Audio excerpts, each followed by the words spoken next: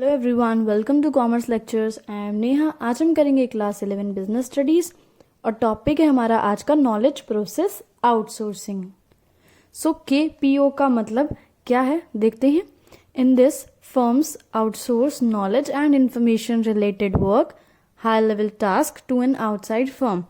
इसमें कंपनीज क्या करती हैं, नॉलेज से रिलेटेड कोई भी काम होता है या इन्फॉर्मेशन से रिलेटेड कोई भी काम होता है या कोई हाई लेवल टास्क, यानी बहुत ज़्यादा कोर और इम्पॉर्टेंट एक्टिविटीज़ जो होती है वो किससे कराया जाएगा, आउटसाइड फर्म। यानी कंपनीज या फर्म्स खुद वो काम ना करके बाहर किसी दूसरी फर्म या दूसरे किसी इंडिविजुअल से कराती है, वो होता है नॉलेज प्रोसेस आउटसोर्सिंग।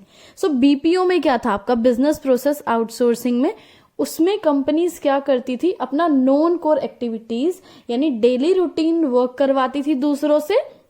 लेकिन KPO में क्या होता है, बहुत ज्यादा इंपॉर्टेंट कोर एक्टिविटीज और हाई लेवल टास्क जो है बाहर किसी दूसरे थर्ड पर्सन से, किसी थर्ड पार्टी से या किसी फर्म से करवाती है अपना काम। These firms provide services which require technical knowledge, skills and expertise. ये ऐसी सर्विसेज प्रोवाइड करते हैं, ये फर्म्स इस टाइप की सर्विसेज प्रोवाइड करते हैं जिसमें हमें बहुत ज़्यादा टेक्निकल नॉलेज की ज़रूरत होती है, टेक्निकल स्किल्स की और बहुत ज़्यादा एक्सपीरियंस की ज़रूरत होती है।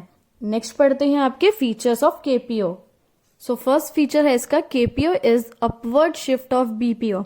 इसका मतलब क्या है, जो आपका KPO है यानी नॉलेज प्रोसेस आउटसोर्सिंग है, वो BPO का एक ऊपर का शिफ्ट से मतलब है, मतलब एक स्टेप अहेड, एक आगे का स्टेप है। क्योंकि BPO में जैसे कि मैंने बताया था कि नॉन कोर और डेली रूटीन वर्क जो है करवाते हैं हम दूसरी फर्म से, और KPO उसका एडवांस्ड लेवल है, उसमें क्या करते हैं, कोर एक्टिविटीज या बहुत ज्यादा हाई लेवल टास्क और इंपॉर्टेंट एक्टिविटीज हम किसी बाहर वाली फर्म से करवाते हैं।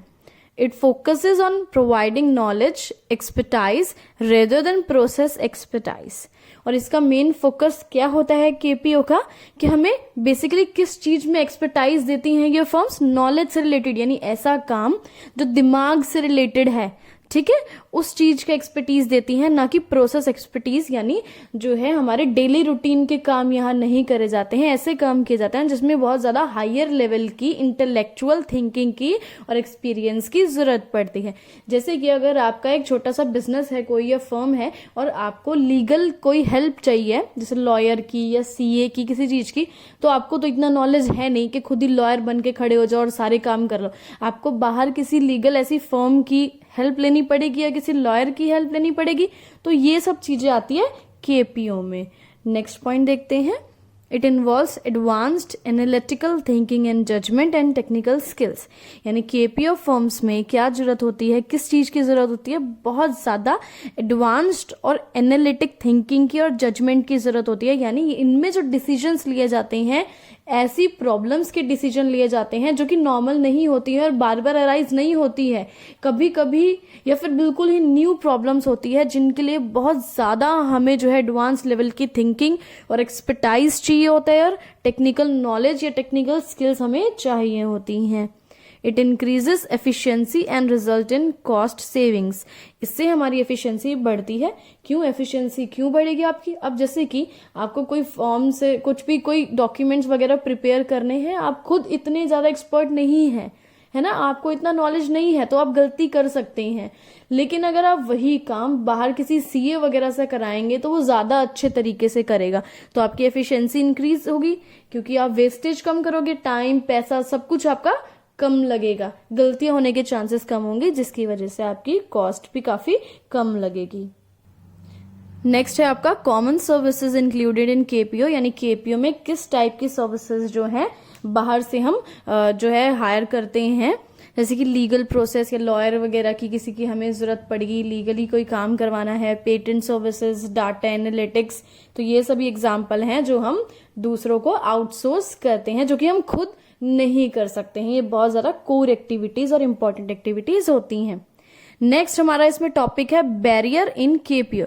यानी आपको पता है कि हर चीज में जब प्रॉफिट होता है, कोई बेनिफिट हमें मिलता है, तो उसके कुछ ना कुछ छोटे मोटे नुकसान भी हमें उठाने पड़ते हैं, है ना। बोलते हैं ना कि कोई भी चीज सिर्फ फायदों के साथ नहीं आती है, उनके कुछ नुकसान भी होते हैं।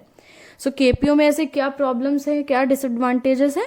First one is lack of confidentiality, यानी अगर हम किसी तीसरी फर्म से, थर्ड पार्टी से अपना बहुत ज्यादा कोर एक्टिविटी या हाई लेवल का टास्क करवा रहे हैं तो हमें उनसे अपनी सीक्रेट इंफॉर्मेशन शेयर करनी पड़ेगी, जिससे कि हमारी कॉन्फिडेंशियलिटी गुम हो जाएगी, यानी हमारी सीक्रेट इंफॉर्मेशन लीक भी हो सकती है।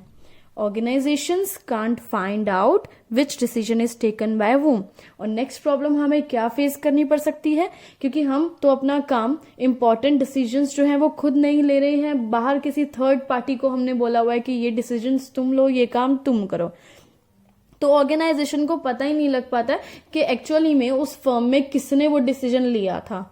ठीक है, नेक्स्ट पॉइंट है rely so much on informal social process, यानी हम जो है इस प्रोसेस में पूरी तरह से डिपेंड हो जाते हैं। अब लीगली आपको किसी की हेल्प की जरूरत है, आपको तो नॉलेज है नहीं, तो आप हर एक डिसीजन को लेके जो है उस थर्ड पार्टी पे या थर्ड जो फर्म होगी जिससे कि आप अपनी सर्विसेज जो है करवा रहे हैं पूरी, उस पर बिल्कुल ही आपको डिपेंड होना पड़ता है। अब जो वो बोलेगा वही आपको मानना पड़ेगा, क्योंकि आपको तो नॉलेज इस चीज की है ही नहीं। इसी के साथ ये वीडियो खत्म हुआ। Thanks for watching this video. Please like, share and subscribe.